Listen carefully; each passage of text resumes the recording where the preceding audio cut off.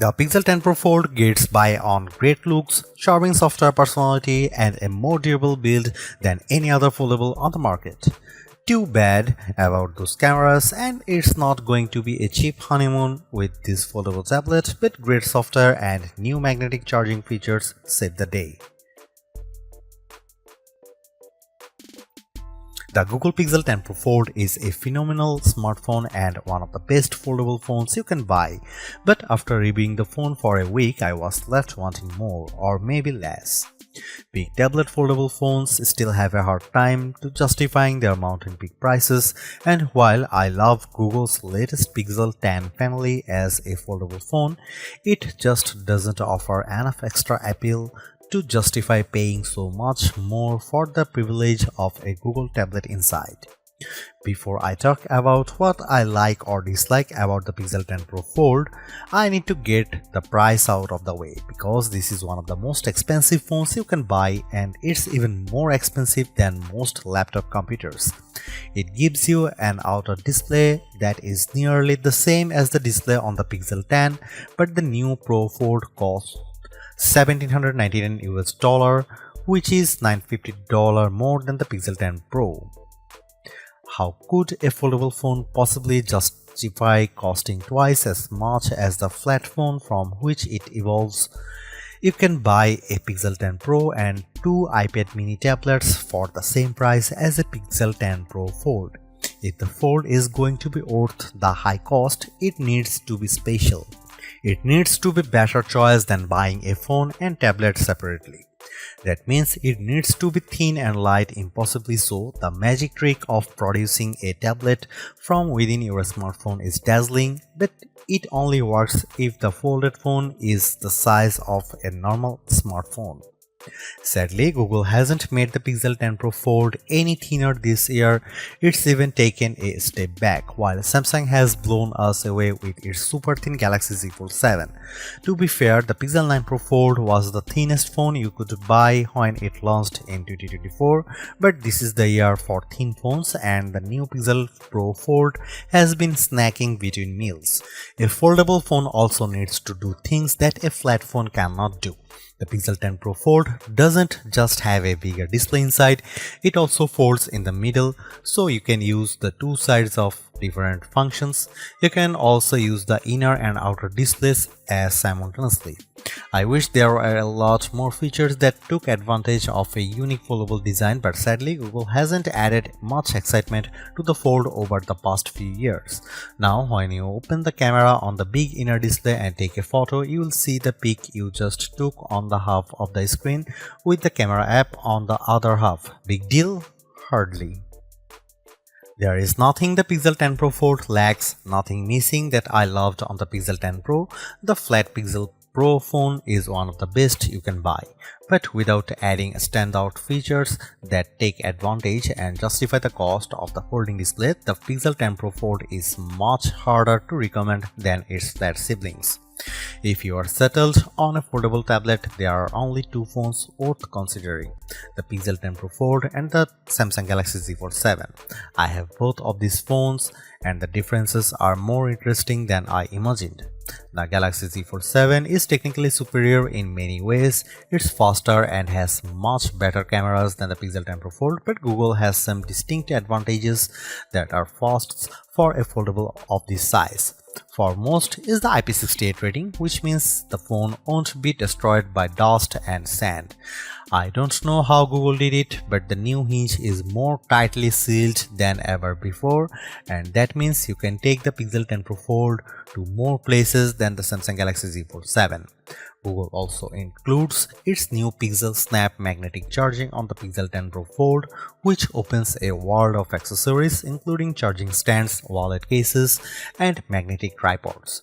That also means my Pro Fold fit neatly into my world of iPhone MagSafe charging and accessories. The Galaxy can't do that. Finally, my disappointment over the lack of big screen features aside, the Pixel 10 Pro Fold is much more attractive and comfortable to hold than other big foldable phones like the Galaxy Z Fold 7. It keeps most of the Pixel 10 family design a winning look that Google refined this year and offers more durability and better battery life instead of shaving off another millimeter. I would recommend the Pixel 10 Pro Fold over other foldable tablets like the Z Fold 7 because I like those priorities, durability and battery life, and because Google's version of Android remains the most polished and friendly on any phone, foldable or flat. Still, despite its advancements, the Pixel 10 Pro Fold struggles to justify the premium price for its unique form factor, making the more affordable and traditional Pixel 10 Pro a better choice for anyone who doesn't have money to burn. In the past, I might have been more forgiving of subpar image quality from a foldable phone, but Samsung had to destroy expectations by slapping its full-grown 200 megapixel sensor on the Galaxy Z Fold 7. So now I want my $1,800 phones to have a good camera. Is that so wrong? The Pixel 10 Pro Fold camera is fine, but it isn't very good. Google is using the same sensors as last year, and that's not necessarily a bad thing. Apple famously uses the same Sony sensors for years on its iPhone models, and with experience, its camera developers continually refine the images you get from those cameras. That's not the case with the Pixel 10 Pro Fold. What I like about the Pixel 10 Pro Fold, like the Pixel 9a, is that Google seems to be carefully tuning its cameras so they produce images that all look alike. A photo taken with the Pixel 10 Pro XL will have the same color balance and lighting as a photo taken with the Pro Fold. Zoom in close and you will see the problems. Google is applying a heavy dose of AI enhancements to its photos, so much so that I wonder if every photo from the camera shouldn't come made with AI content credentials. When you zoom in on photo, especially photos taken at night, it looks smoothed out and painted over. On the phone screen, images look clearer when taken with the Pixel Fold versus other foldable phones like the Galaxy Z Fold 7. When you zoom in, however, that clarity starts to look artificial. If you don't need the absolute best photos from your smartphone camera, the Pixel 10 Pro Fold has a fascinating new pixel feature that could make you a better all-around photographer. When you have your shot lined up, instead of pressing the shutter, press the camera coach button and Google will use its AI to analyze your photo and offer advice. I don't mean simple advice either, like use portrait mode. Rather, camera coach is an AI instructor. First, it gives you 3 or 4 suggested themes for your phones. Then, it takes you step by step through the shot. It highlights the right camera mode to select and it tells you where to move for the best angle. In the end, it really did help me take better photos if I was willing to take the time to walk through the steps. Camera Coach is one of Google's newest and most advanced AI features.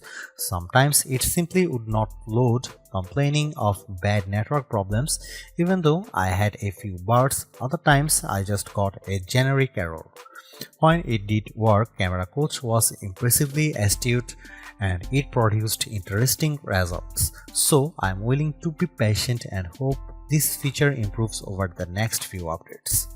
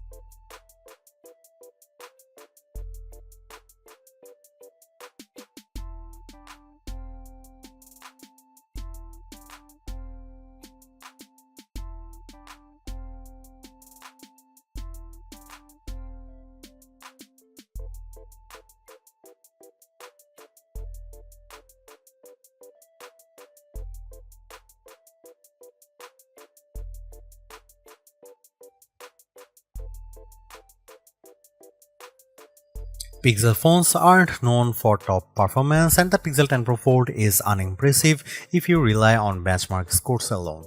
In my real-world testing, I found the Pro Fold to be smooth and responsive, especially when switching apps back and forth between the outer and inner displays.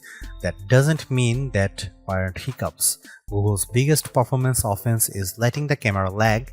If you have too many features enabled, the camera shutter button will stop working between one photo and the next while the photo thinks about things. It happened fewer times on the Pixel 10 Pro Fold than on the Pixel 10 Pro, but that's probably because the Fold doesn't have as many megapixels to count. I also saw things slow down considerably when I tried to use the new AI features. Perhaps someday these AI tools will be a natural extension of the Android OS. But for now, every time I used one of the more advanced AI features, it felt like an event. An event with a line out front and bouncer who has to check my name off a list.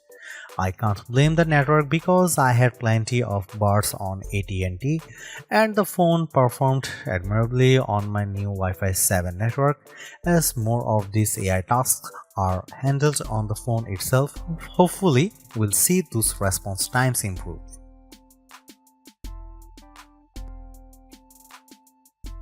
I will admit that the battery life isn't a huge priority for me these days, as my home, car and office are littered with wireless chargers, so I am continually topping up my battery.